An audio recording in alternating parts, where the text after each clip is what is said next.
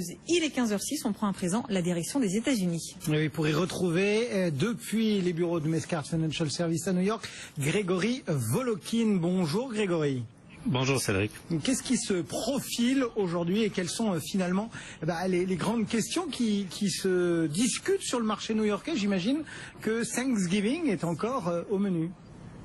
Oui, on continue vraiment pratiquement à parler que de ça aujourd'hui ici.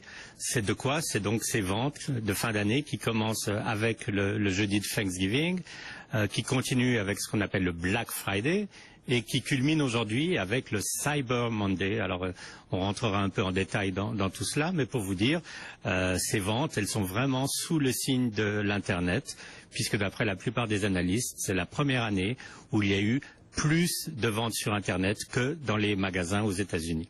J'imagine qu'en plus de ces questions de vente de Thanksgiving, on a aussi les yeux rivés finalement sur le reste de l'actualité, notamment cette semaine qui va être dominée par l'emploi premier ou dernier, c'est selon Marker, avant la Fed.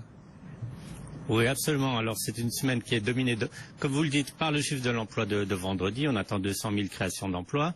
Mais en fait, on sait que lorsque Janet Yellen va parler devant le Congrès la veille, en principe, elle détient déjà ces chiffres, ou en tout cas une approximation de ces chiffres. Donc, on va vraiment guetter ce qu'elle va dire. Pour le moment, on peut dire que les paris sont vraiment dans le sens d'une hausse des taux au mois de décembre. Il faudrait vraiment une très grosse surprise interne pour qu'elle ne se fasse pas, ou un gros choc à l'international.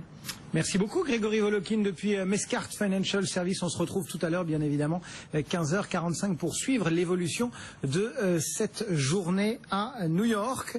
On poursuit à 15h07 le journal. Aurélie Blonde avec